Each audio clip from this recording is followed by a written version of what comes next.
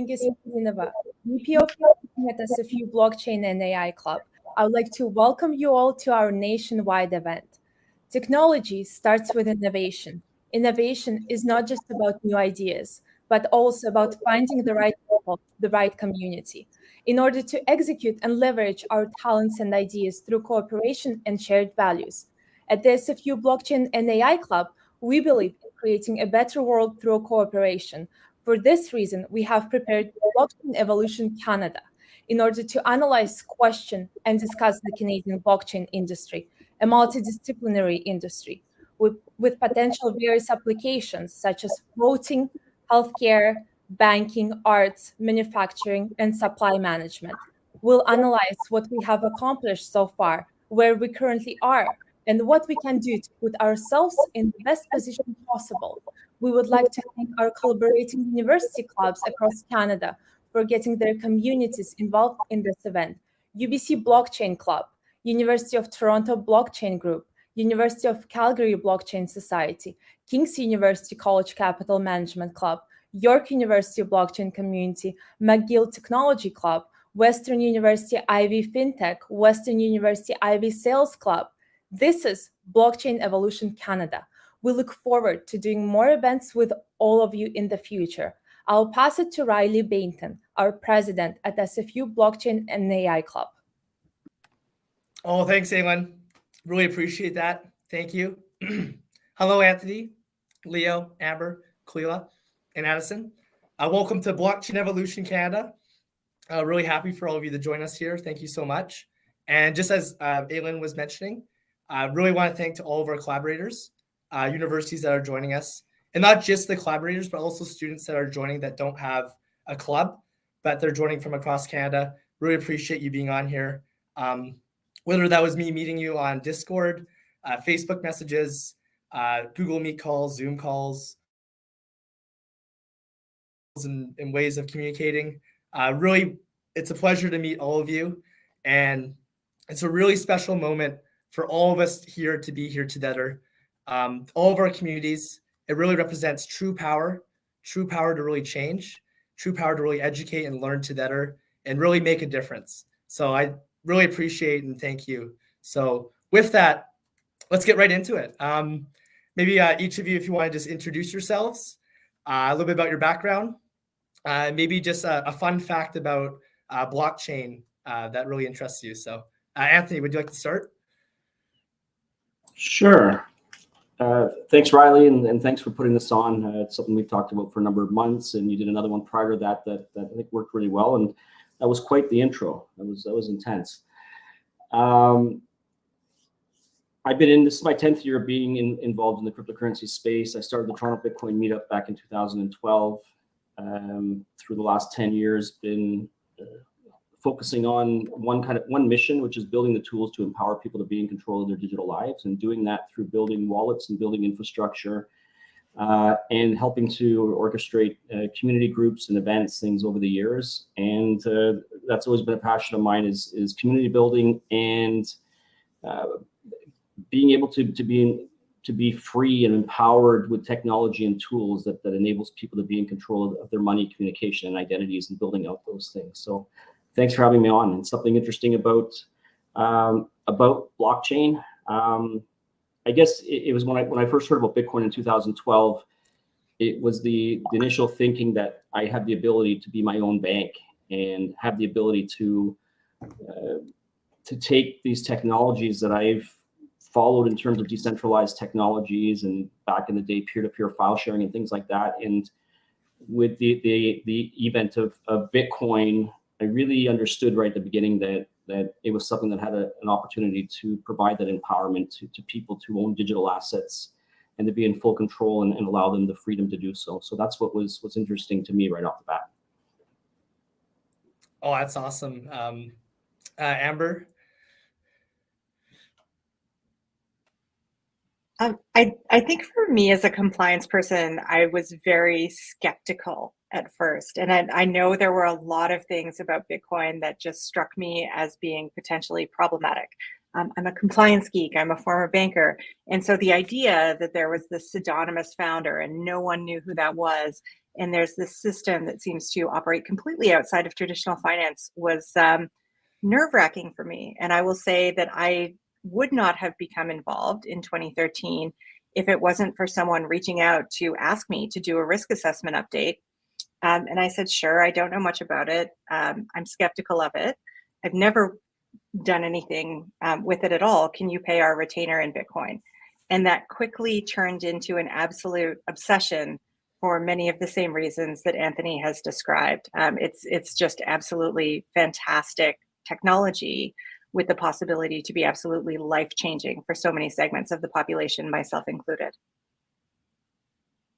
Yeah, absolutely. I definitely agree. And Koleya?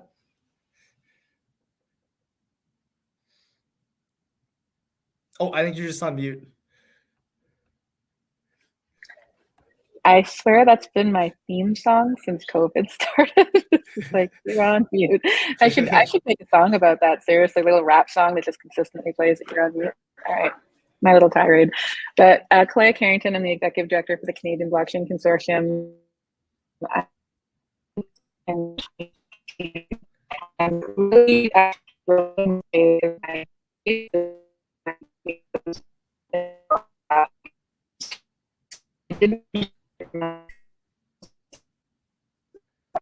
Is anybody else having a difficult time, sorry, hearing her? I think the connection's not working, Koleya. Maybe taking off video might help.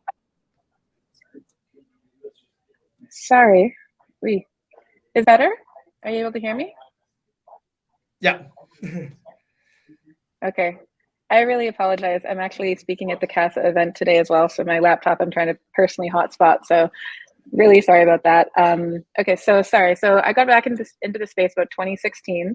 Didn't really understand it from a financial service perspective. I actually got into it through mining. My day job is basically designing combustion heating systems for oil and gas, aviation, and the construction industry. So I had an understanding of how to build and assemble things, less of an understanding on how to trade. But someone taught me how to build my own GPU miner, and it turned into a wee bit of an obsession. I ended up with about 250 GPU cards running in my basement at one point. And I just started reading as many white papers as I could. It dove me down the rabbit hole of trying to understand Bitcoin, reading the Bitcoin standard. And since then I started it actually started as the Alberta Blockchain Consortium, grew it into the Canadian Blockchain Consortium, and now we're the largest ecosystem development organization in Canada, supporting the blockchain space from mining to fintech and DeFi, learning all about that, to enterprise. That's awesome. Leo? Hello, everyone. I guess my backstory is I have a traditional finance and tech background. Finance meaning I worked before for one of the banks as a trader. Well, I dealt with institutional high net worth clients as well. And then I transitioned over to derivatives and basically spent the last 11 years on the derivatives side, modeling derivatives and whatnot. But what got me interested in Bitcoin, I heard about it earlier, and then finally in 2012, I was in 2012, 2013. I was with a group, a mastermind group, and everybody in the group was talking about Bitcoin, but they were talking about it in the reference of the dark net. And I go, this is not going to fly. It's just not going to fly. Again, I'm coming from understanding concepts like e-gold, e-bullion, and how those didn't work, and Liberty, how those didn't work. So I go, this is not just not going to fly. So, but they kept talking about it, and so I decided to actually research and see who in this space is in Toronto. And the purpose was, one, to go in and actually be a hard ass and tell them it's not going to work, yada, yada, yada. And two, I was curious. So I looked up a meetup, and the first meetup I came across was Anthony's meetup. I walked in, and my life changed from that perspective. Being a skeptic with a finance and tech background, I was still a skeptic, so I brought a lot of questions, and people in the space, in the meetups, events, actually start to tell me, read this, do that, and I like to get my hands dirty, so I went through the code, went through the white paper, and again, not trying to be narrow-minded or blinded by things. I just kept going down that rabbit hole. And 2013, 2014, and I'm here basically with interesting stories to tell about what I've learned. And it has been a learning experience for me. I guess that's it for me. That's awesome. And you touched on a good point. It's the curiosity. Like first just listening and hearing about Bitcoin or blockchain, it's really just like, oh, like just understand more. What is all this and what's the real value it can all provide? So Addison. Good morning to the people on the West Coast and good afternoon on the East Coast. Hello, everyone. My name's Addison Cameron-Huff. I'm a lawyer in this space. I help people to make sure their paperwork is right. But I've been a part of this journey on crypto. I know all the other people on this panel, as well as lots of other people in crypto, and I've seen the incredible growth here in Canada. My own role in this is often a little more mundane than some of the other people who are on this panel. My work started off as a programmer, actually, and then I became a lawyer. So I brought a really interesting perspective that a lot of lawyers don't have on understanding the technical side of it that helped me to get into this space. One fun fact about crypto, very relevant to having Anthony here today on the panel. A lot of people don't know today that Ethereum started off in Canada, with many of the people being Canadian, a very Canadian origin story. Of course, it's now a global network. It's all on the internet today. But it once started off quite local. So Ethereum, the second biggest cryptocurrency in the world today, is very much a Canadian origin story, which I think is a pretty fun fact. Oh, wait, sorry. It was just cutting out for a second there for me. I heard everything fine. Okay. All right. So just getting into this is a big question here. So just doing some research and stuff. The Information and Communications Technology Council, the ICTC, did a study called Chain Reaction on Canada, and this was in 2020. They state blockchain has a vibrant history in Canada, but may be at risk of losing its ground to conservative investment climate and regulatory uncertainty. Do you agree or disagree with this statement, and why? Koleya, would you like to start?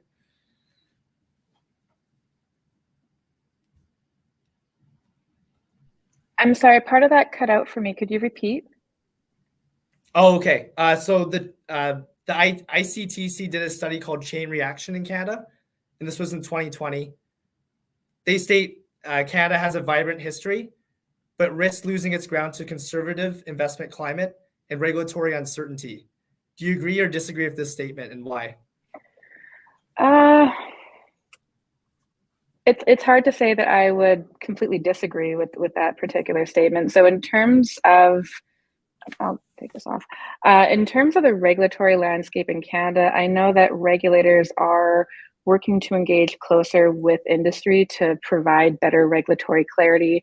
There are organizations now like the Web3 Council of Canada that are dedicated specifically towards working with regulators as well as the government to develop out that regulatory clarity. So I think that Canada has the opportunity to position itself as a global leader to follow other jurisdictions that have developed out very prominent blockchain and cryptocurrency hubs based on the fact that the regulation has provided enough guidance and understanding that companies can come and set up. I feel that there's still the opportunity that if Canada doesn't do this quick enough, and the regulatory process is never exactly speedy, if they don't do this quick enough, we could lose really phenomenal projects, people, developers, companies to other jurisdictions that do have better clarity. But I'm optimistic based on especially what I'm seeing in Alberta. They passed through a recent sandbox that's allowed organizations like Tetra Trust to be able to operate with regulatory clarity.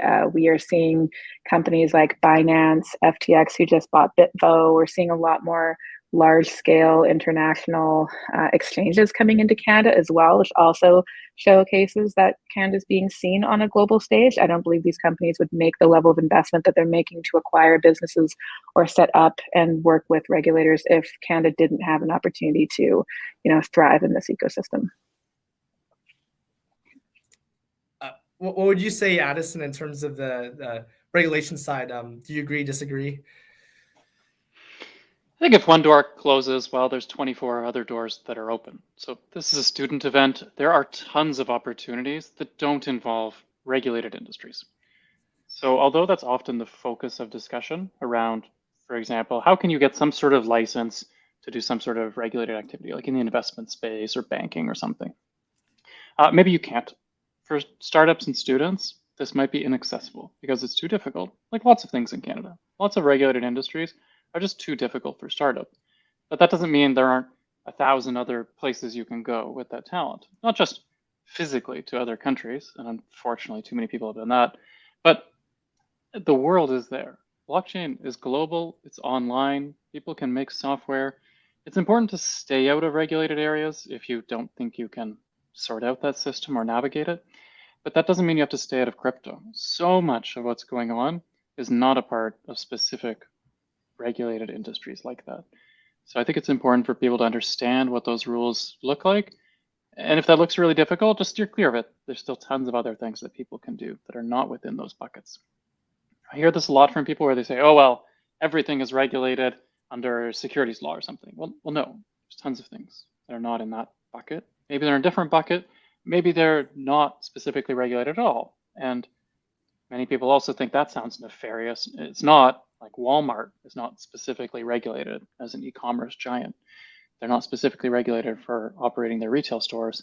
The vast majority of the Canadian economy is still outside of these specific regulatory schemes. So it's important to understand those and look at what those are, but don't be discouraged when you're looking at building things because there's plenty of things outside of those regulated areas. Yeah, I think you touched on some really good points, how like separate into different different regulatory like buckets and stuff, and how can it's not all classified on just one thing. In terms of compliance, Amber, what would you add to what was mentioned, and do you agree or disagree? I agree completely. And this is a question, and it probably sounds counterintuitive for a compliance consultant, but it's a question that we ask often in terms of, is the thing that you really want to do a regulated financial business? In that if the idea of getting up in the morning and dealing with regulators and dealing with prescriptive processes makes you want to weep, that's probably not going to be your happy place. And there's a lot of other really cool things that you can do in this ecosystem. There's a lot of opportunity there. If it is something that interests you, I do think there's a lot of opportunity there as well. And I have been fairly critical at certain points of time in the way that the regulation has come down in Canada and the degree of prescriptiveness. But I think in some cases, I was entirely wrong. A fascinating example to me is when Canada came out with anti-money laundering legislation that covered foreign money services businesses to say, if you're directing services to Canadians, you need to follow this process, you need to be registered. I had actually expected that to be something that might drive business away from Canada and generate less interest. And what we actually found was that there were a number of companies that took the position that, wow, we can serve Canadians without actually needing a physical presence in Canada. We can do that as a foreign entity. That wasn't something we realized we could do. Let's get registered and tee up our compliance and start serving Canadians, which I thought was phenomenal and not what I expected, but a really good outcome. Right, I agree. Anthony, what are your thoughts on over the years and where things are heading?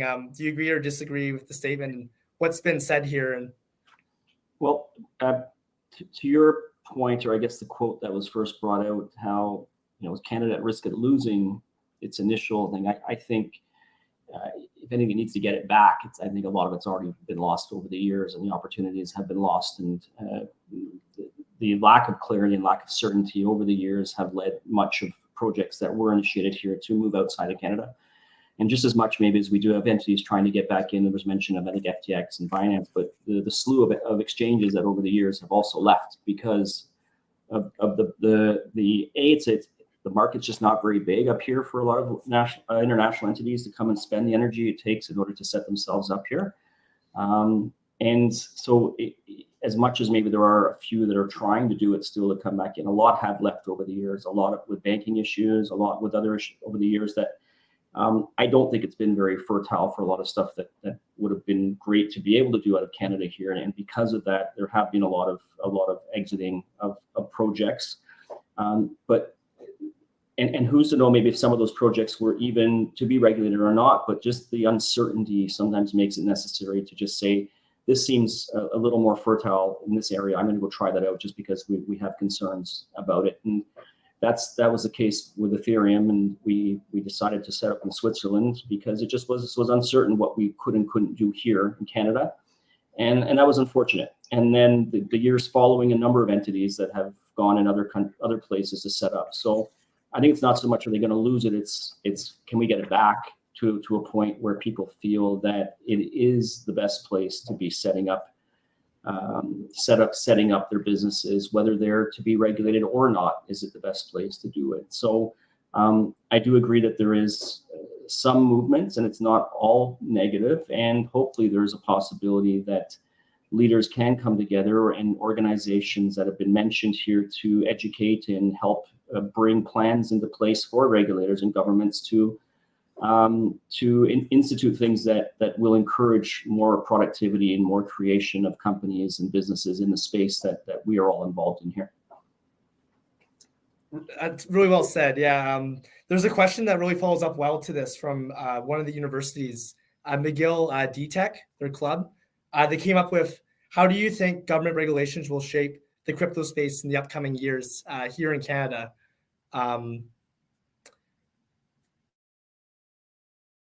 Anyone wants to jump in?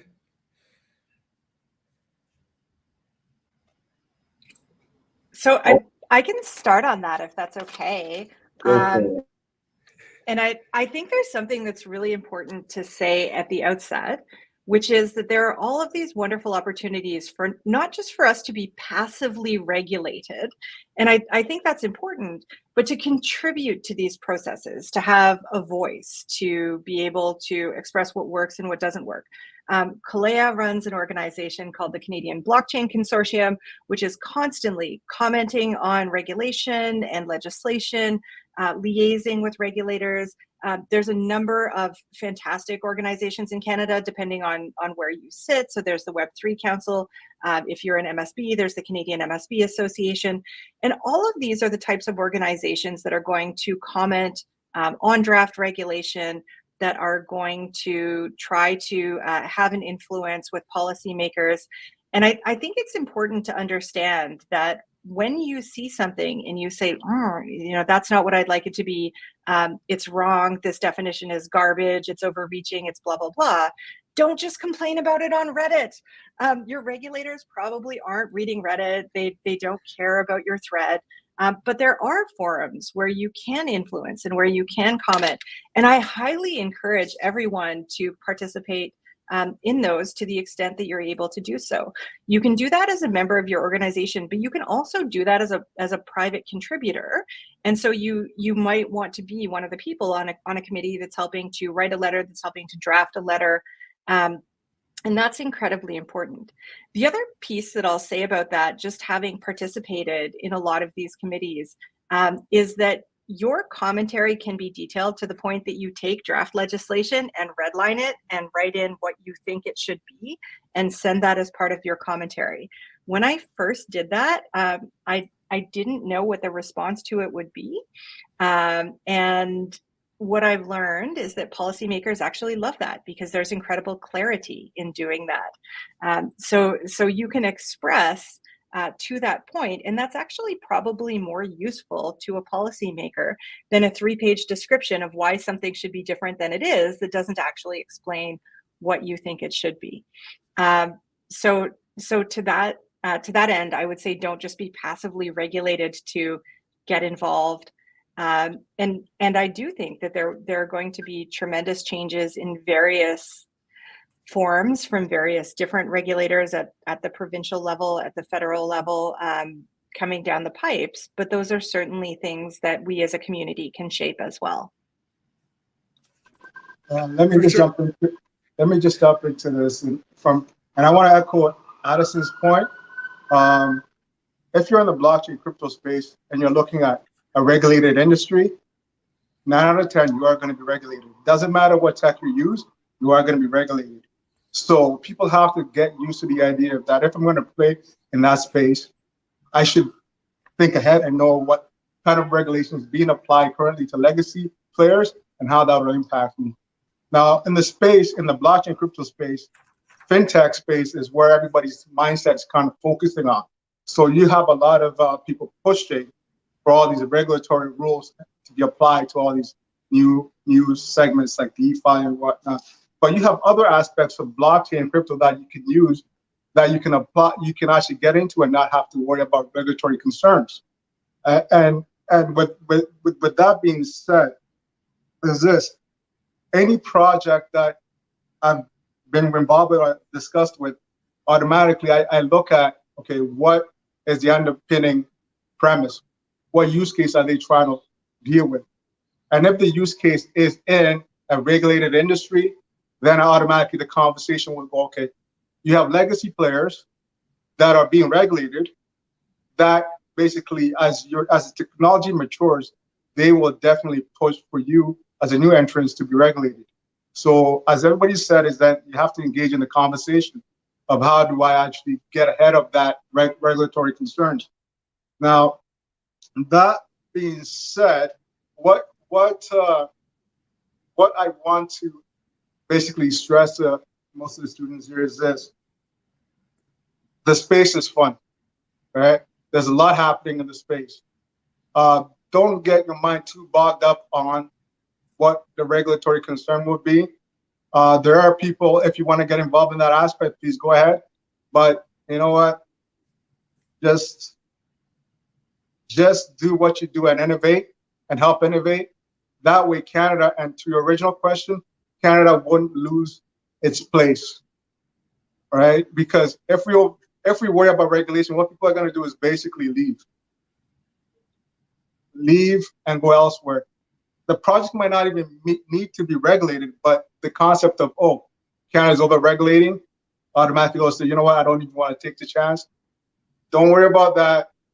You're starting a project, start playing in the space, and decide from there. You can always talk to Addison or Amber, engage them in the conversation. But again, the worry of regulation and being regulated out of Canada, if taken seriously, could happen.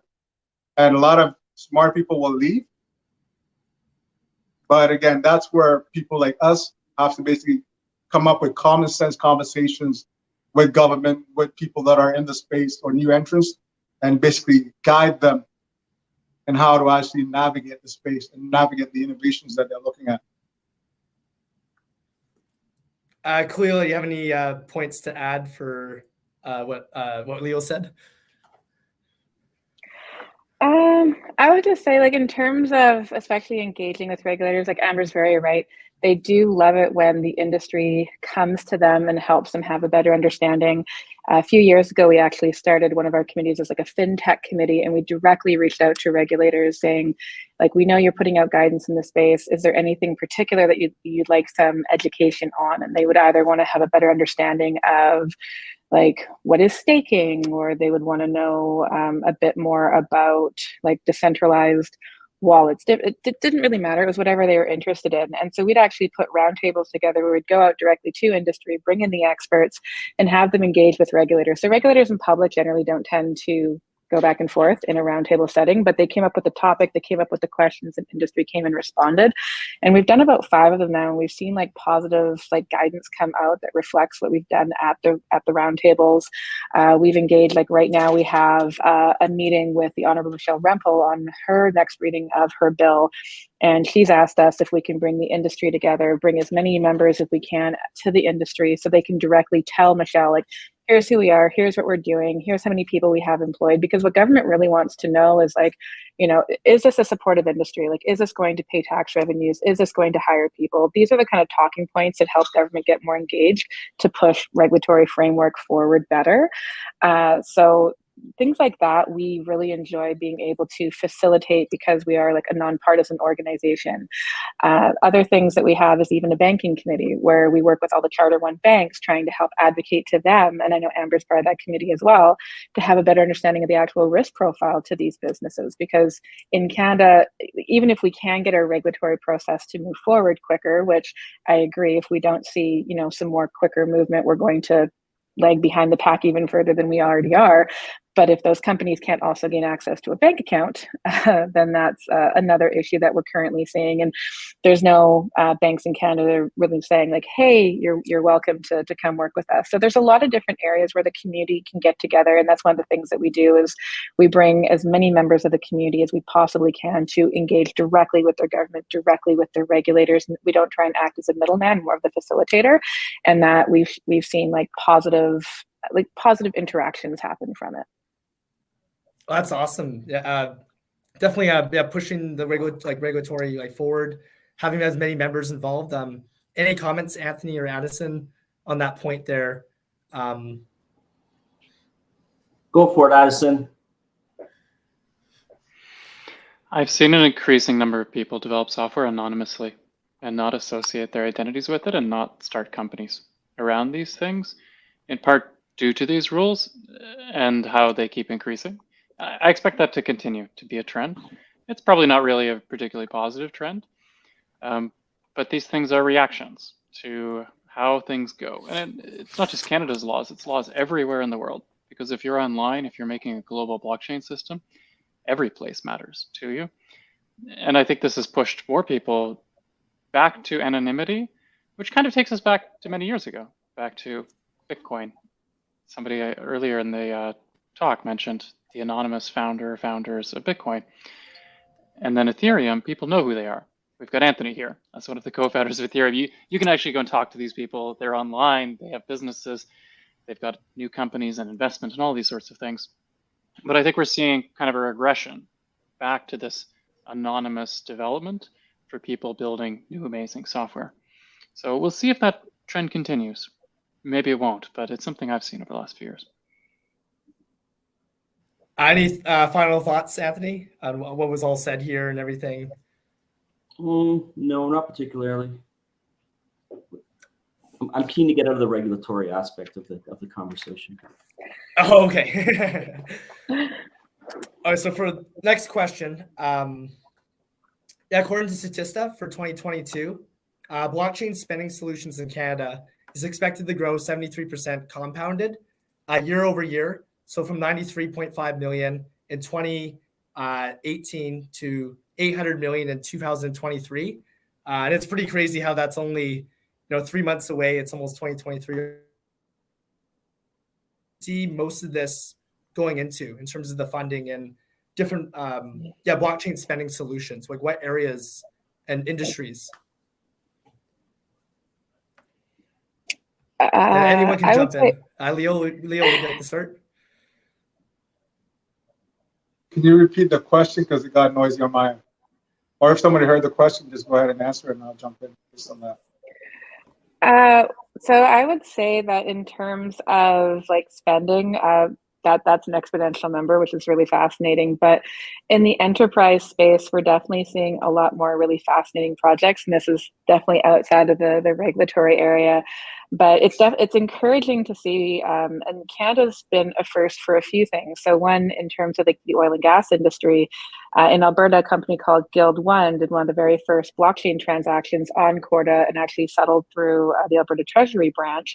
And they did a transaction on balloting, which allowed for oil and gas companies to dispute potential royalty payments up front. So blockchain basically is a really great way for multiple different counterparties to agree to a same set of data facts. So if you're in supply chain, there's a lot of value to being able to have multiple different companies share very specific aspects of that data with each other so they can basically prove provenance of things. In Alberta, we also had another company called Trustpix. They did basically blockchain transactions through agriculture, proving the provenance of cows. And they do this work actually for McDonald's right now to allow them to go, yes, we do actually have 100% all beef patties. So I see a lot more things happening in there. I know Walmart spent quite a fair bit of money using I can't remember the company that they used for it actually, sorry, but they did all their supply chain. So all their logistics trucks actually ended up having to utilize a blockchain to work with them. So there's a lot of things happening in supply chain right now. I'm not 100% sure outside of supply chain where a lot of the value added projects are, but I'm not sure if that number is going to be realistic in Canada, at least. Leo, do you agree? Like supply chains, like a big area right now. Things happening. I can only say what I know from my aspect of it. My aspect of it is the more custody and digital asset side. And again, this is being Ontario focused and dealing with the people that I deal with on this side. So I see a lot of push towards digital assets and custodying those digital assets from an institutional perspective, because as all these financial firms start to create digital tokens or assets, they need a way to have custody happen, either self-custody or somebody else custody it for them. So that to me is a big push in the space. Secondly, is also that I see growth in is self-sovereign identity, which I know a few people within my area, anyways, Ontario, are actually working on actually implementing that. And again, self-sovereign identity opens up a lot of space, a lot of use cases, if you can actually implement or apply it to other applications as well. So that's where I kind of see the push or the growth in so far. The two major areas that I'm kind of focusing on and seeing the pushing. That's it. I'm definitely seeing a lot in the digital identity space for sure, or healthcare data. There's some companies right now that have developed out blockchains that give you self-sovereign ownership of your own healthcare data. So it consolidates it into like an app just for you. And then you grant the permission to the doctor or the healthcare worker to be able to actually see your medical records, your laboratory reports, different things like that. So that's a really good use case.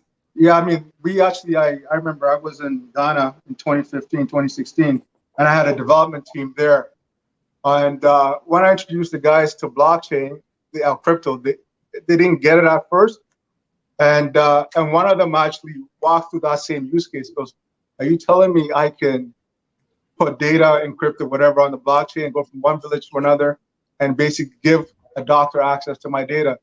And once I said yes, if built right, and basically I explained the difference between in the West, a lot of these data are siloed and are under a lot of regulatory concerns. How you store and how you handle patient data is treated differently in the West than in the developing world. But in a scenario like that, you can actually leapfrog that and actually give people in developing worlds the ability to own and manage your own health records. So I can go from one village to another village using an app. The doctors will be able to see what my medical records are and tend to it. And to me, that's a valid use case of blockchain in the developing world. How that will play out in the developed world with all the legacy players and all the regulations about patient data and stuff like that, that is still left to be seen. Absolutely. And Anthony, do you agree with Leo with self-sovereign identity and custody, those being big areas right now? Yeah, I think they've always been something that, not muted. I think they've been something always that have been promised, but getting them actually instituted and the nuances that are needed, especially when things like self-sovereign data records or health records, as soon as you can see something, they're exposed, which means someone could have it or die. Like, there's a lot of nuances and a lot of problems I think that still exist to get them to be situations where they can be used nationally or internationally. But I think there has been progress there, but it's the same type of problems. How do you, I share it with a doctor, now he's got it potentially. Just getting everybody on the same page will be very difficult, and everybody in the same systems. There's so many different types of systems out there, from different medical places to others, and it is very challenging to get a harmonious system that is going to work across the board and still have the ability to retain the privacy that the individual is going to want at the end of the day. So I think there have been progressions, and I think it's something that's been around for a long time. So that is something that I think is growing. One area, I think gaming is a big aspect of, and it just fits really well. Digital assets in added to gaming experiences where you can have where you can own specific individualized or custom products, I think is a big thing. A lot of infrastructure is being built, a lot of it being done in Toronto. I know ChainSafe is heavily involved in building out gaming infrastructure. So that is a massive use case, I think, that's been growing the last few years and will continue to keep growing. Branded, team products, fan coins, things like that are really substantially still growing even through downturns right now. There's massive growth with fan coins in different soccer teams and different sports teams throughout the world. That's a massive growth area.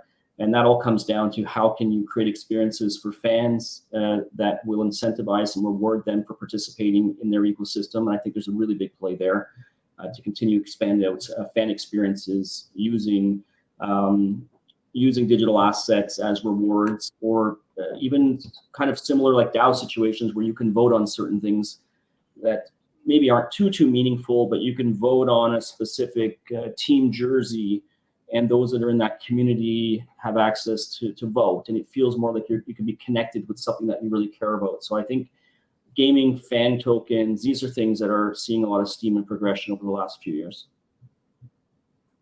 Yeah, absolutely. And just touching on soccer, yeah, World Cup's only 2 months away. It's gonna be exciting. So, but yeah, Amber and Addison, do you agree in terms of what Anthony just said in terms of what's the big things happening, what's going on? And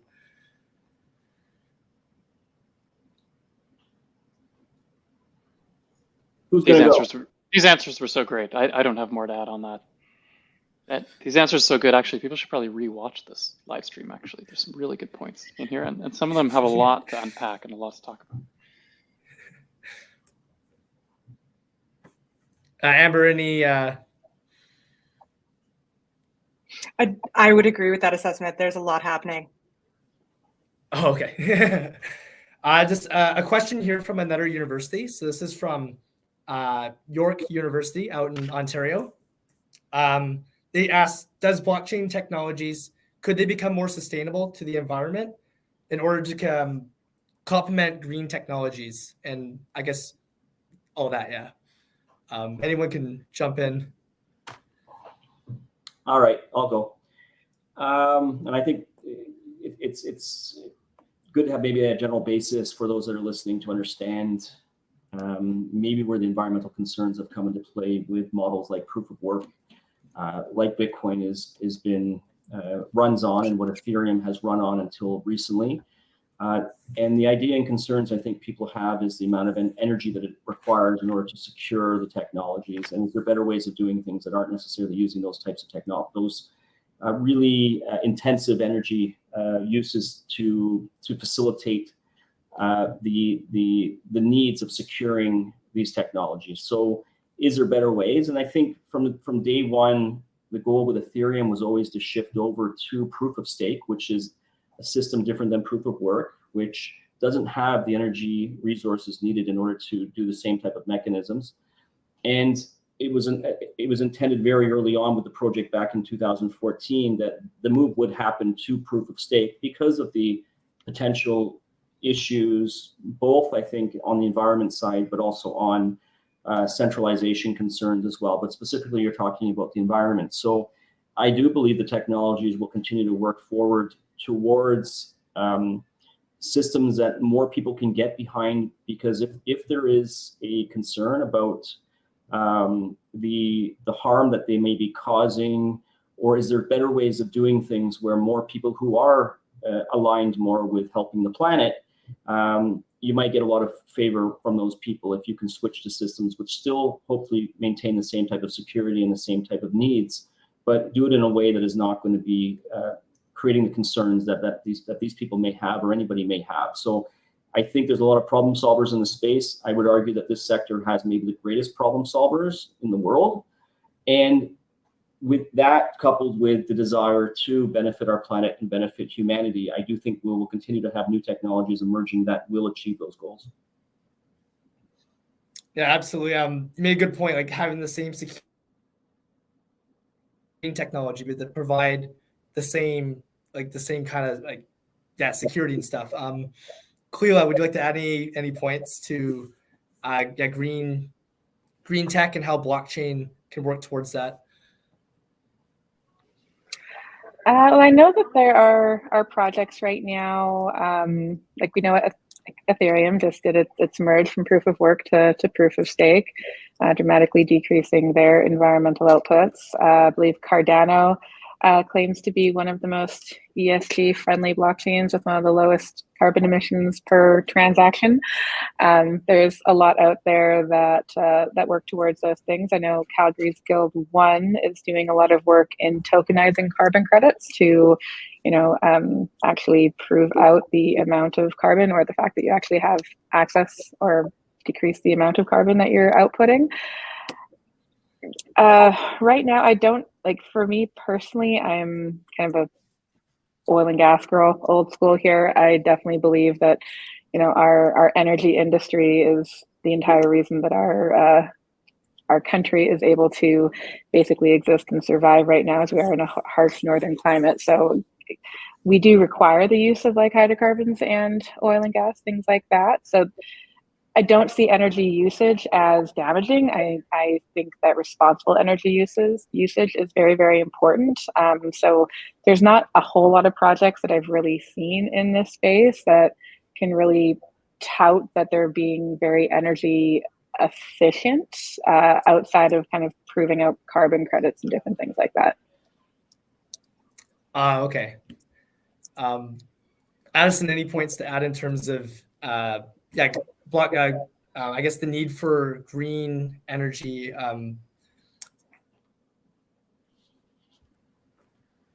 You cut off there, but if I could just add. Sorry, Anthony? No, just I think you meant the need for green energy solutions. I think that was the end of the sentence. Yeah. I just want to reiterate Anthony's point there, because this is a student event and this is amazing. There's actually no part of the Canadian economy that really gets better environmentally. Like cars, mileage is getting worse as people get larger vehicles. Actually, Canada's emissions have skyrocketed over the years. And despite a lot of talk about technology improving things environmentally, that hasn't actually happened in most areas of Canada. And that's the case with a lot of things. There's a lot of talk about innovation. There's a lot of talk about green. What people are talking about here about Ethereum switching to proof of stake and about other blockchains, it's actually real. People are actually doing this with spectacular improvements because these things are actually technological products. They're not tied into billions of dollars of physical assets. I mean, there actually is a mining industry, but those people will find other things to do, or maybe they shouldn't exist. If people find a better technological path, like what Anthony was talking about, people have been working on this for years with Ethereum. And look, they've actually done it with proof of stake. Now that there's a model there, other people can follow that. The thing about blockchain technology is people see improvements in one area and then they copy it over into the others. And it just continues to grow and expand like that. These are amazing accomplishments. And it's one of the reasons why this is one of the most exciting areas that you can get into, because you can actually see real improvements in things and you can participate in this and help to make that change. No, absolutely. Yeah. Leo, any points to add in terms of blockchain and I guess projects, digital assets that are more energy efficient? I look at the whole consensus proof of work, proof of stake thing from a different angle. I mean, initially Bitcoin, the proof of work was could be done by a laptop, and it became an arms race. And the arms race evolved into where we have ASICs, which basically use a lot of energy. But as all these mining farms actually work on solving these problems and using all these energies, that energy cost is also an input. So what are they doing? They're finding ways to be efficient way to actually get energy, find efficient energy.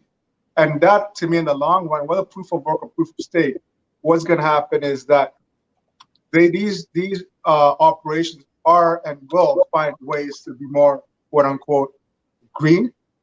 And because if they're not, in the long run, they will be out of business. So in the end, to me, it's going to work its way out because, one, I hate to say it, but there's a profit motive for all these miners to make what they're doing more efficient, more green, right? Because if it costs them one way or another, their profit margins will be impacted.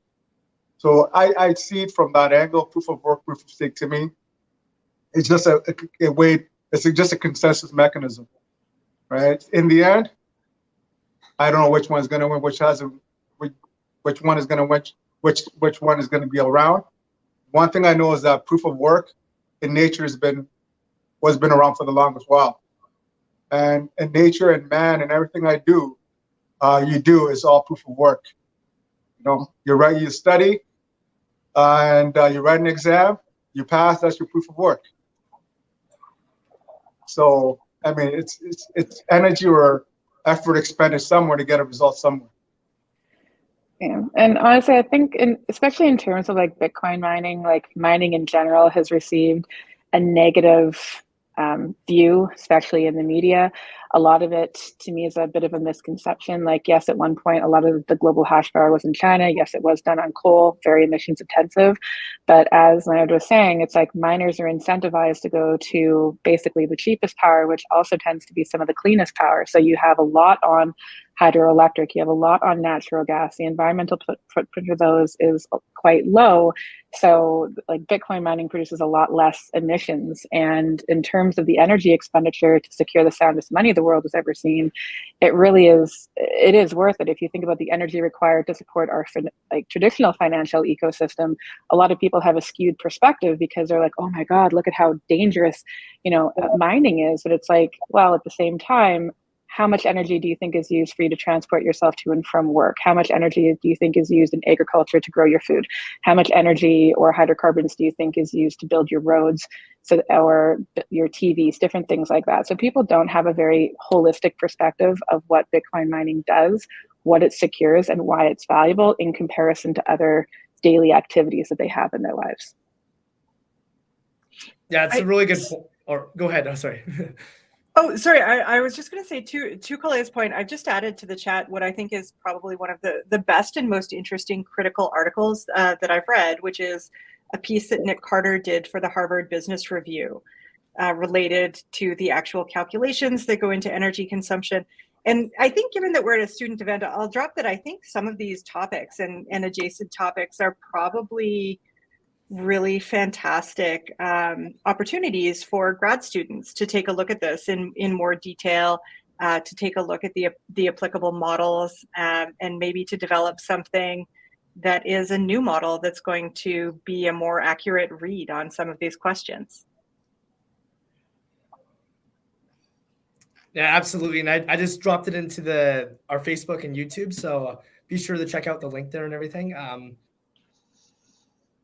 Really good points in terms of, I guess, the future and how proof of work, how Bitcoin, how it can incentivize green energy solutions. And Leo made a good point in terms of which one's going to play out, proof of stake, proof of work. That's going to be interesting. I guess we'll see how things unfold. But last question from me before we go Q&A. How can we ensure we can keep talent here in Canada for the blockchain industry? I was looking through the report from the Information and Communications Technology Council. There is a lot of talent here in Canada. Like we're known for having lots of talent. So how can we ensure that we can keep talent here and not elsewhere? So, Anthony, you like to start? Sure. One of the good things about companies that are struggling and potentially laying people off is you get a big talent pool to be looking at. It's been much easier over the last few months for us to hire, which has been good for us. We've been able to find people in Canada. Our goal is to do that and to have most people from over here, and we've been able to do that. I guess you got to get people enthused for the technologies and get them coming out to community events and wanting to be part of the space, and hopefully that initial interest gets them involved with companies that are local. So that's one way, particularly for our space. I think we have a really large community here in Toronto compared to many other places because we started very early on. But how do you get just up to a few years ago, even places like Waterloo, there really wasn't the desire to work in the blockchain space, and their whole dream was to get down to Silicon Valley and get get down there, and that's where a lot of the enthusiasm was. And it was actually surprising to me over the years that those types of schools really weren't building up their interest and desires to really go full on into the spaces that we're all in here. I think it's changing a bit. I think there are a lot of companies that are settling here in Canada and setting up headquarters here in Canada, which is definitely going to help to, not necessarily even in the crypto space, but in tech talent as a whole can help us to have and to keep that talent here. There's just, I think the more that crypto projects and things are happening remotely, you're going to have more people staying here so they can actually work remotely and not have to go to other countries as well. So that might keep the talent pool at least living here, even though they may be working for foreign entities. So I think the ability to work more remotely has been something as well that gives people that are Canadian the opportunity to work from home rather than actually having to go elsewhere or go to other places. But then you got the weather and you got other situations which also impact things. And when you can work remotely, do you want to be doing it in Canada where you got to deal with winters? So there are some things that are stacked up against us that we can't change. And that's one thing that can never be changed. And with the freedom people have to work remotely, I have seen a lot of people that are desiring to go to warmer climates and work over there. So I think we are challenged by things which can't be controlled as well.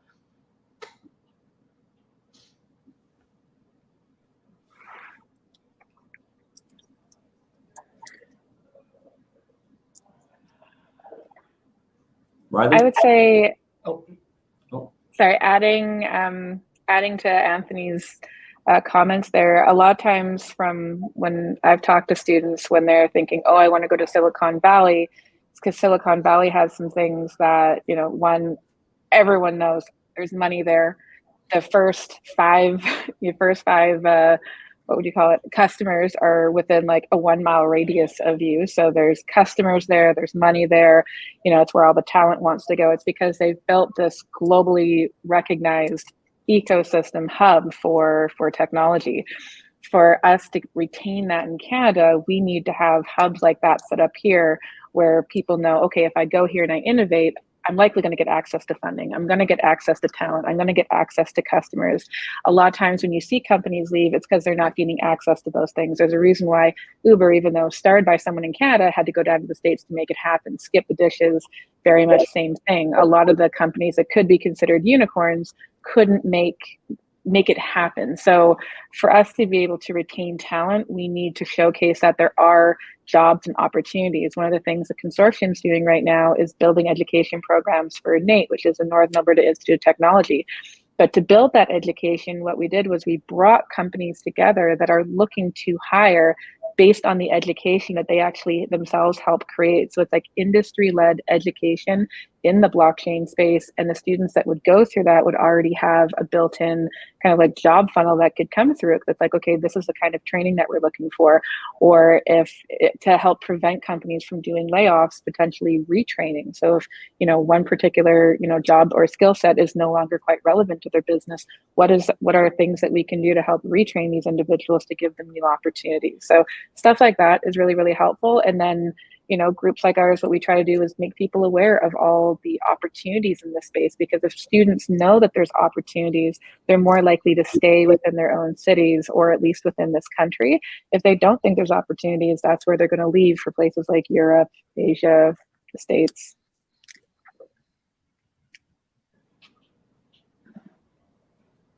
For sure, definitely. I'll go ahead, Leo. Yeah, I mean, it's when you really look at it, Canada has a population less than or almost to the size of California. So just off the bat, if you're a developer or a student, you're looking for opportunity, right? So, but the interesting thing, again, through our community engagement at Bitcoin Bay, what I've noticed is that we've had people that have come to our meetups, to our events, or talked to, who have gone down south and have come back to start companies here. Because one, they want to be closer to family. Two, they feel that, Canada is a place where you can actually work and create something of value, and from here expand globally as well. So from my perspective, when I do talk to students, I always say, stay in Canada, fail in Canada, build in Canada. what to me that means is this, right? You have the opportunity. There's infrastructure. There's people. There's things here, known entities that can help you scale, build. So you don't need to leave Canada right now. So build, start building here. And if you need to go, you go. But 9 out of 10, if you start building here, you can base out of Canada and then leave, jump from Canada. So, I mean, ideally, if you're a student, a developer, or a business person, you know what? It's to me, yes, the money is down south, but your success rate, your competition to a point is heavier over there, because in Silicon Valley, you have everybody and their uncle wants to be there, right? So they all go there. So you can actually build and create something in Canada, work your career stream here. And if need be, once you build that foundation, you can always go and come back. For sure, definitely. And any final points, Amber, Addison, to add for keeping talent here in Canada? That's a tough one if you're competing with Silicon Valley. Probably Canada's not really going to compete with Silicon Valley, but there's other things instead you can compete on. As a lawyer, it may not surprise people to hear, I'd like to see more of a focus on rule of law. I think that's one problem Canada's had, not just with emergency decrees earlier in the year, but also in other ways that the government goes about making rules in Canada, where the things are very general and they're done not through regulations and acts, but through various kinds of guidance documents or private conversations. These kinds of things make it difficult for people to understand what the rules are and how to follow them. The American legal tradition is more prescriptive. There's a lot of good things about not doing that and Canada's own legal tradition, but there's an issue with perception in Canada, which I've heard from a lot of people, that they're just worried about what the government might do about thing X in crypto in Canada. And that's one of the things that drives people out. Even if they don't know what those rules are or what might be happening, it might be just a perception based on someone's speech, something like that. A more positive environment, I think, would help. If only optics, it would be nice if there's laws beyond that, but at least to hear more positive things about it, because this industry has made a lot of great contributions. And a lot of these companies are extremely law-abiding, more so than other businesses. There was discussion earlier about Uber, for example. They got a lot of lawsuits. They have a lot of legal problems, far more than any of my clients in crypto, who are actually extremely keen on following the law and being some of the cleanest citizens they can be with respect to law. And it's kind of funny, there's this perception of law breaking, but that's a perception caused by the people who break laws, like illegal foreign criminals scamming people in Canada to do with crypto or something like that.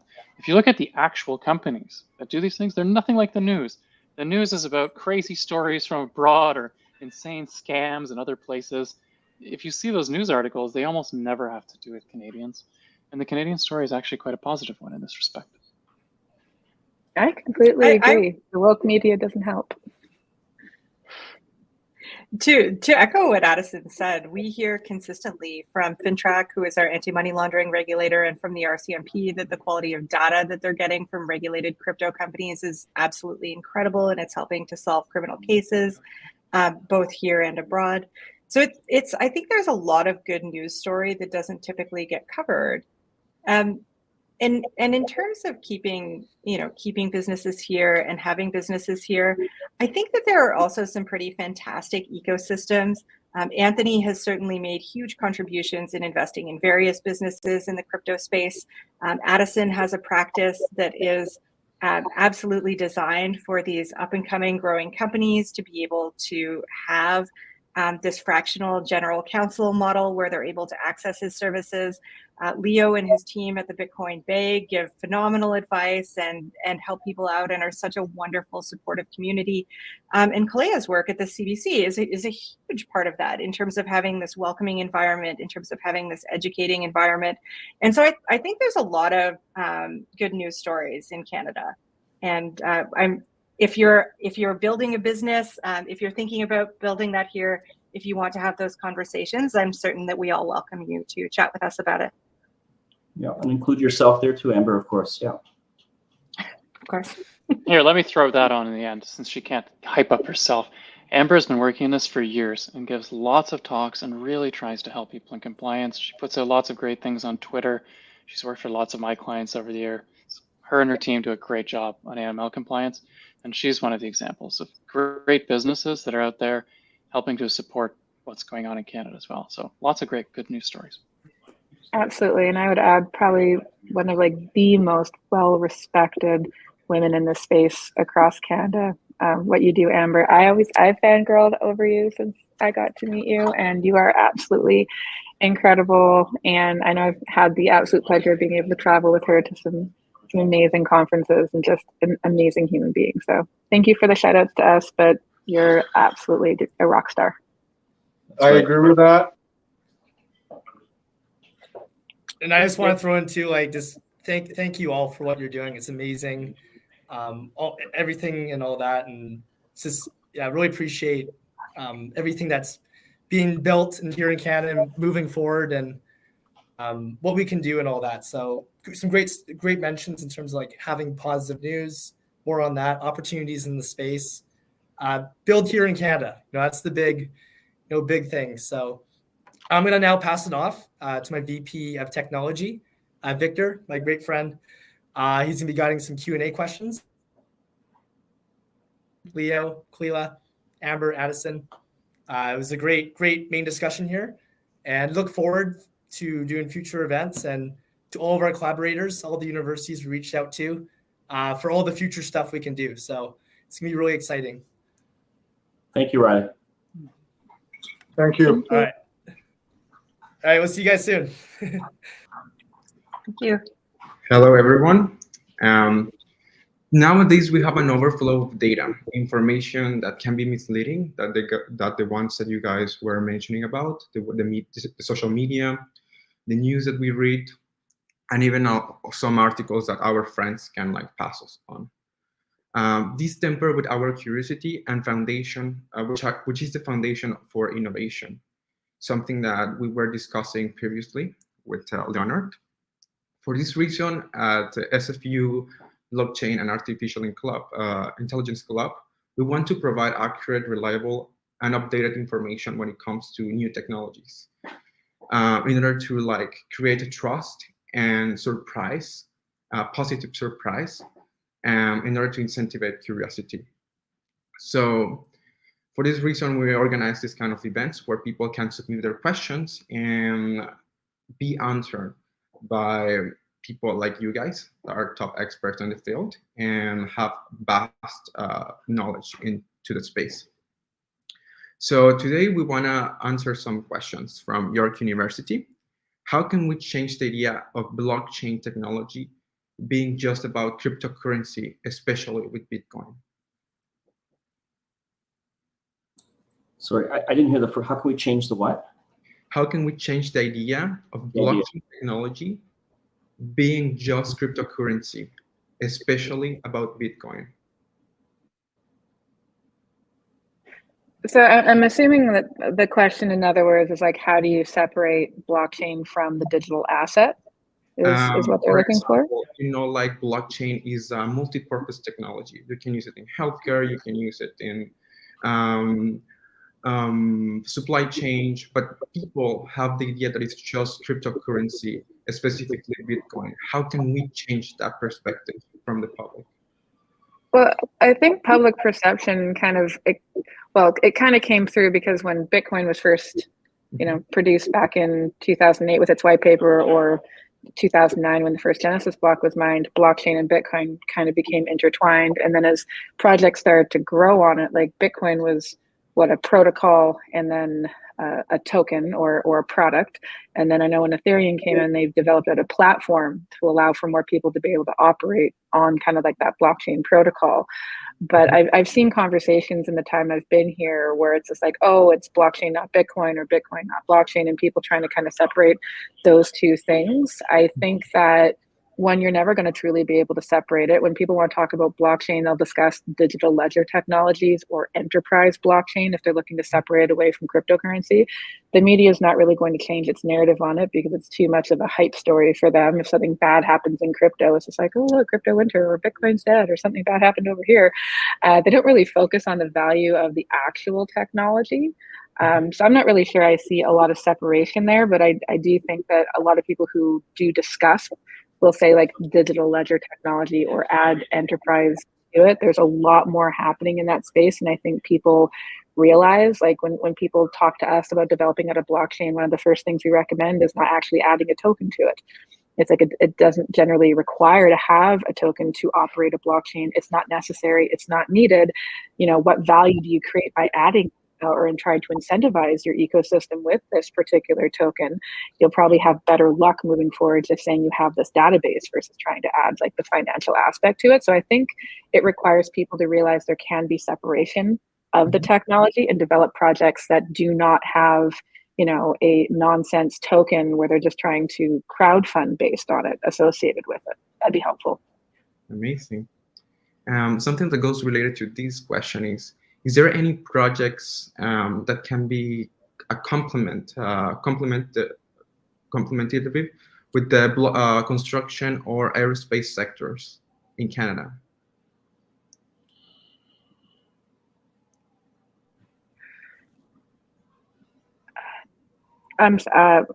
Okay. There's one that I know of where they actually prove provenance of Boeing parts. So right now, if you're looking at the retail space, if you're an aircraft manufacturer or you're an airline, different things like that, you require sometimes to purchase parts for your maintenance of these craft. And you have to go to authenticated suppliers to make sure that your insurance is still intact. What they've been able to do is develop out a blockchain where you can prove provenance of the Boeing part or Airbus part, different things like that, and allow for people to peer-to-peer transact. If someone has an excess part, they can, sell or trade it to another airline that was requiring that without having to go through a distributor. So there's some value there in the aviation space. That's amazing. That's great to hear. That is like it's more like it's becoming a little bit more like interactive in other areas. Well, yeah, it's I mean, so it wouldn't be just aerospace. It'd be anything where you can actually maybe embed some type of device inside of something to prove authenticity, or you can see that it was manufactured and the manufacturer, it gets traced back to the manufacturer who created it, and you can tap it to make sure that it's an authentic product. And of course, with aerospace, even more important than say car parts, just for making sure that the parts are authentic and the parts are traced back. And that can be used for any type of manufacturing process where you do want to prove authenticity of a product, whether it be luxury handbags or whether it be anything where there's concern. It could be wine. It could be anything where potentially there's knockoffs or potentially there is safety issues, where having a system in place that can trace it back to the origin would be useful to have that type of system instituted. So it's being used in wide range of sectors, and aerospace, I can see it as being a really important one for the auto parts, as Koleya mentioned. Amazing. So now we're going to pass to university, to the University of Victoria Crypto Club and McGill. They have a question that says, given to the recent transition from Ethereum from proof of work to proof of stake, what are some of the challenges and benefits that Canadian entrepreneurs are going to experience regarding this blockchain update? I'm not sure if it's anything specific to Canadians. Maybe it's specifically how this impacts Canadians. I think as a whole, what's to be seen now is if the proof of stake system is going to, if there's going to be any red herrings or anything that emerges. I think there's still a centralization risk that is already happening, where you have a number of validators that are essentially a large centrally trusted institutions that are controlling the validation, or the ones that are being responsible for a large majority of the validation. I think we mentioned earlier about the potential energy usage considerably going down. So that's one thing that's going to be watching out for. But I think the switch was specifically the idea was moving from proof of work to proof of stake. It wasn't leading to necessarily cheaper fees or faster transactions or more scalability. It's one stage of many that is going to be happening and will be happening in the future. And this was solely just to move from one mechanism to another. And we'll see over the coming months and years how it plays out. And of course, you have the Bitcoin enthusiasts eagerly seeing if it's going to succeed and is going to actually work as expected. I think there are issues, and I think there's issues with any system. And I think the move has been planned very well and properly and over the last number of years. And I think it's going to be, time will tell what's going to come out of it and to see if it's successful and doesn't lead to any other auxiliary issues. Perfect. The next question says, what are permissioned and permissionless blockchains? And which one could be the most disruptive here in Canada?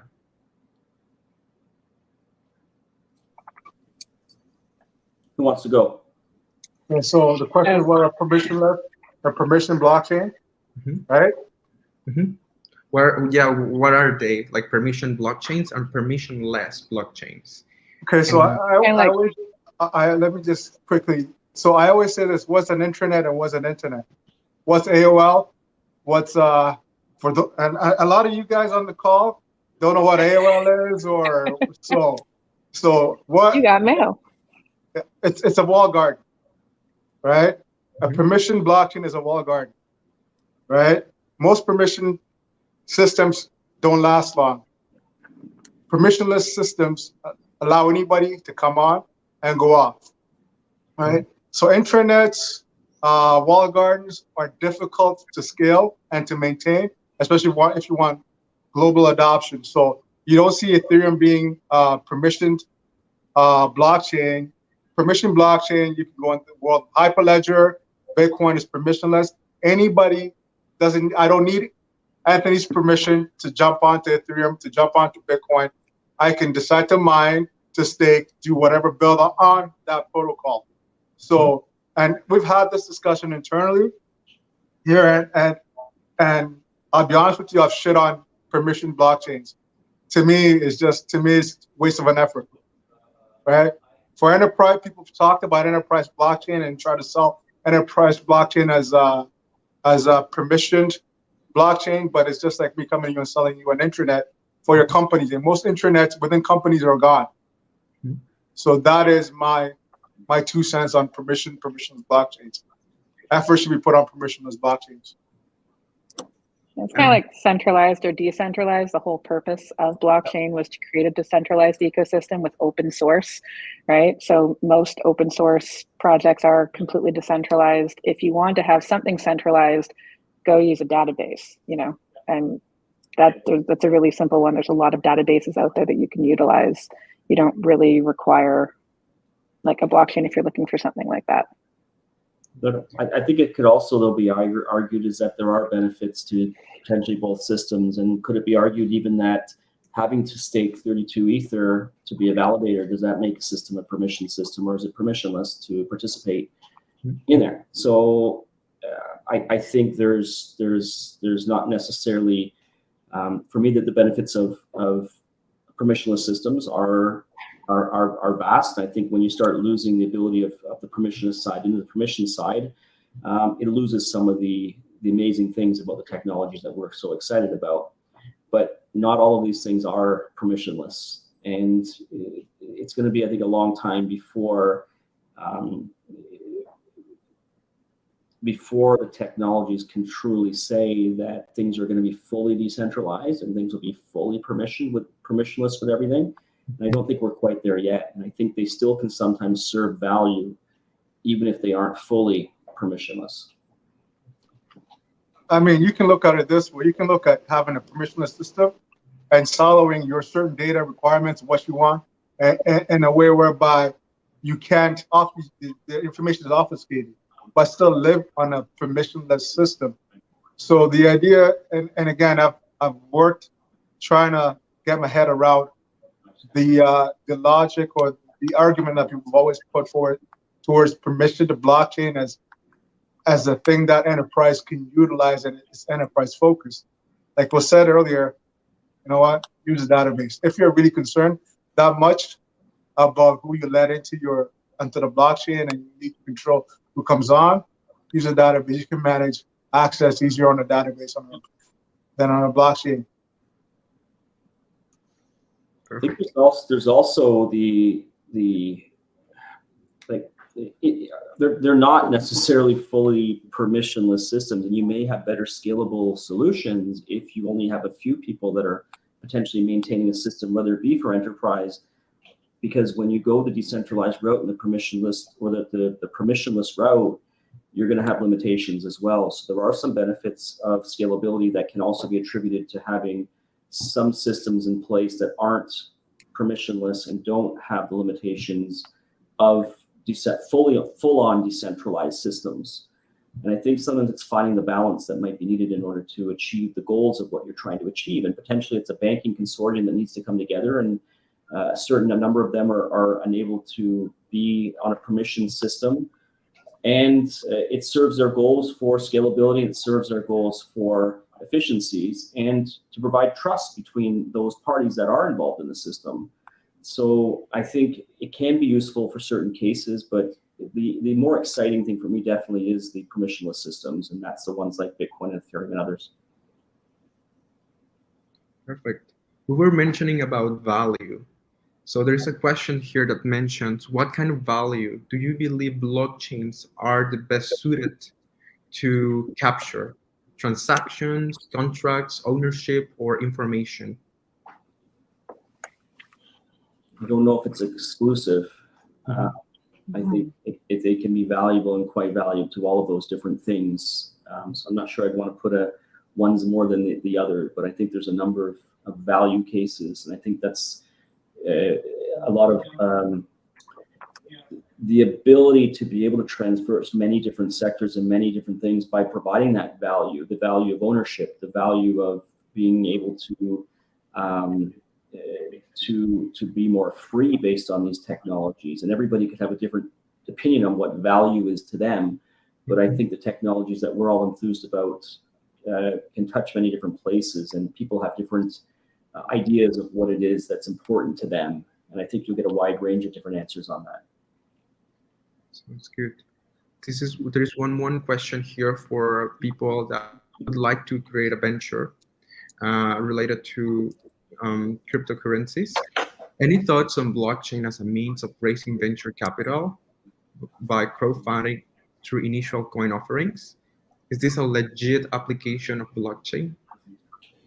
A little bit controversial. Please don't. Please don't. Like, I'm just, please don't. Like, dear God, no.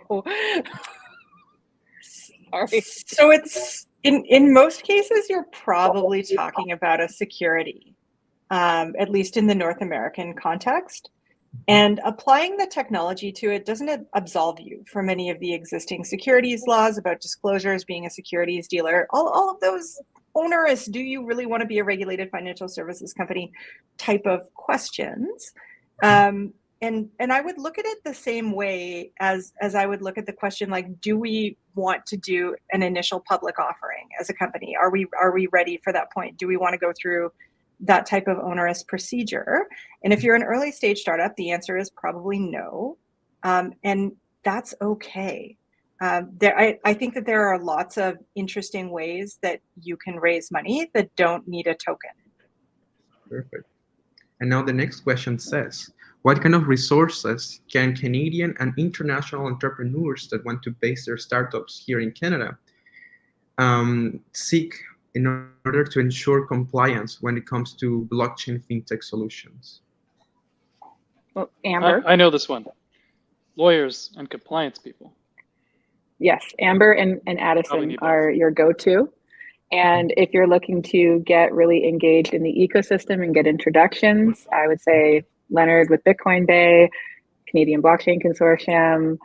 There's lots of kind of great groups out there, but definitely if you're in the fintech sector, please, like, even if you're looking at an NFT, whatever you do, please consult a lawyer. Like, if you do not understand regulation, There's a lot of times where people will publish their NFT, which is very similar to publishing an ICO, not realize that they're putting out a security and then end up suffering the consequences afterwards. You're better off getting a legal opinion if you're looking to do even an NFT.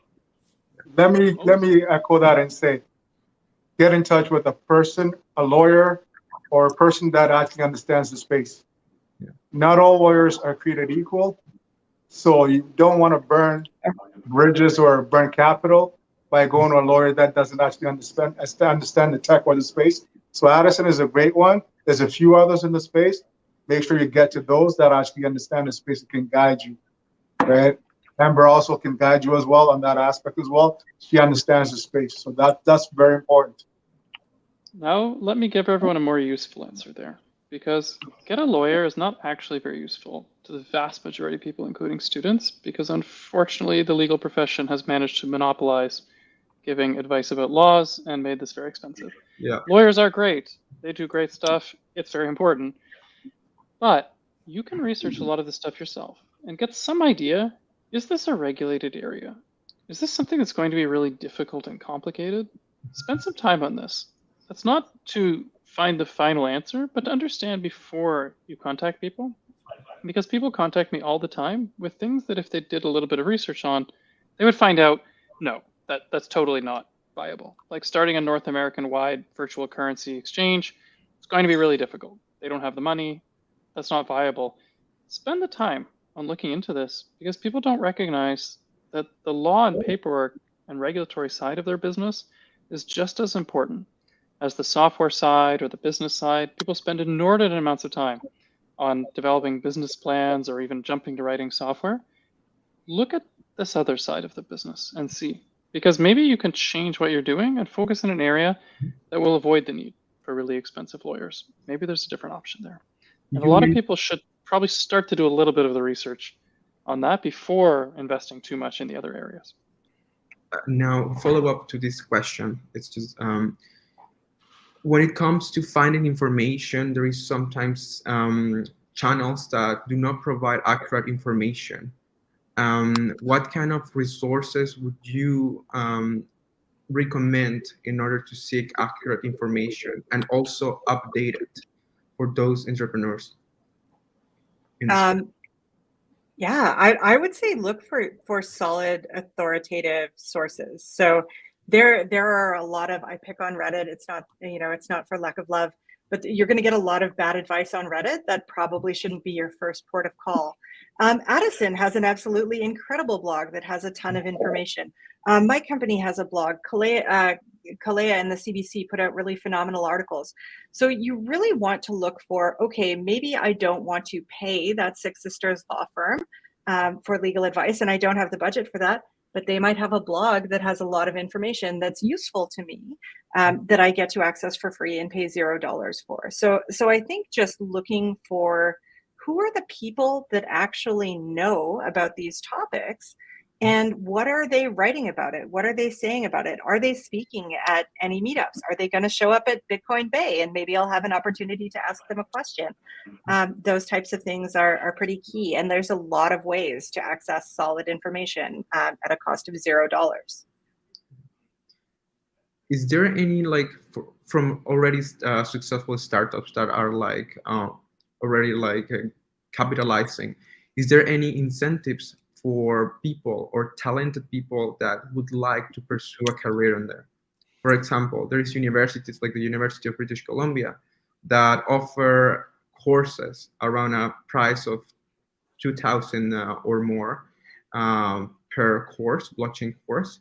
Sometimes that could be a little bit of a barrier for some people that are living in a country, in a city as expensive as Vancouver. Is there any incentives like that for some people that would like to pursue a career on that? From startups, you guys know? On that aspect, some of the protocols offer grants. Mm-hmm. So I think Avalanche has a grant if you build on them. Ethereum Foundation has a grant if you build on them. So you have grants, protocols that give grants that you can actually follow. Also, there's technology grants. So don't just look at the blockchain aspect of it, look at the tech aspect of it. And there's credits and or grants that you can apply for a project to work on. The other thing is you can actually go and put your project on an accelerator or find an angel. So those are ways to actually capitalize on what you're trying to do, and actually maximize and get people together to work on the project. So I mean, a $2,000 grant from one place at another $2,000 grant from another place actually adds up. So from a student's perspective, you should just look at the bill and look at the ecosystem, how you can actually raise money that way to support you. And if it's on a protocol that you're building on and they have a grant, apply for that grant for that protocol. Perfect. Yeah. One of the things that we're doing right now is we're working with the government to be able to develop out like bursary programs. So for students to be able to get training, like technical training in the computer sciences and blockchain, we're hoping to launch that one starting in January 2023. But other than that, I know that the Canadian Blockchain Association for Women has also done fundraising to be able to do bursary programs for women and underrepresented groups to be able to get educational training. And yeah, there are definitely there are a lot of grants out there, even student grants that the government offers. It just depends on there's groups and there's federal government money for education, and then there's provincial government money for education, sometimes even municipal. So Perfect. Thank you for your time. And we will pass to Riley to do the final closing. And thank you. Thank you. thank you. Oh, thank you, Victor. Really appreciate it. And this was a great event, Blockchain Evolution Canada. Just want to thanks again, Anthony, Amber, Koleya, Addison, Leo, for joining us, and communities across Canada. It's really special, and really look forward to working with all of the communities that we've connected with in the future, to do some more events, some more ways to bring value together, to really collaborate, and to make the world a better place through cooperation. That's our mission as the club. So thanks again. This was a great event. So Thank you, Riley. Thank you, Riley. And if I may, if you don't mind, there's going to be announcements soon about a blockchain week that's happening in November, and I know Bitcoin Bay is involved. I'll be involved with it as well, and the Tapscott's event as well is all coming together for 7 days of a number of blockchain initiatives in Toronto. So that'll be announced very soon. So I thought it might be interesting to some of your listeners that may want to attend that. So thank you so much for putting together. Exciting. Yeah. That is so exciting. So Toronto Blockchain Week is coming back? Well, it's November 3rd to November 10th is the dates that we're proposing. There's November 3rd is the 10th year anniversary of the first meetup that was held in Toronto. First meetup where I met Vitalik. So we're picking that day to kick it off, and it so happens as well that the Bitcoin Bay guys are doing a block hack over the next few days, starting on the 4th. I'll be doing an event on the 7th, kicking off the Tapscott's W3V event at Metro Toronto Convention Center. So the Monday, I'll be doing an event, and then Tuesday, Wednesday is the Tapscott's event, and then there's the finals. I think the hack. There's what's the thing on the 8th, or on the 10th. Leo, you guys are doing something with Turpin's BitAngel. Yeah. BitAngels is on the Thursday. I think it's on the 10th of that one. So BitAngels is just angel investors. So winners from the hackathon basically get to pitch along with startups in the space that are looking to raise money.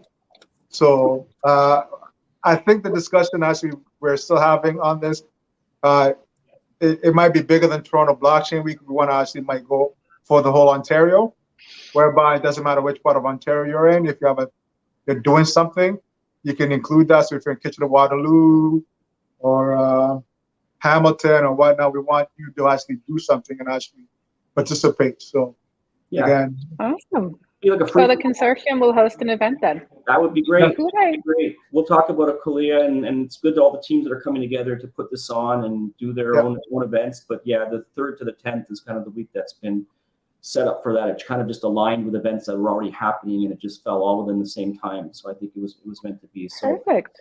yeah. Yeah, I'd love to speak with you on whatever day block of time kind of makes sense. We'd love to complement your event and not overlap with anything currently happening. Awesome. Yeah, and we'll be putting out a press release in the next couple of days announcing the whole thing. So Leo, we'll be talking more about that as we have in the past last week. So Yeah. great. Yeah. Thanks, Riley. Awesome. Thank you all. Thanks, This is everyone. Good to see you a all. great event. All right. Thank Bye, you. everyone.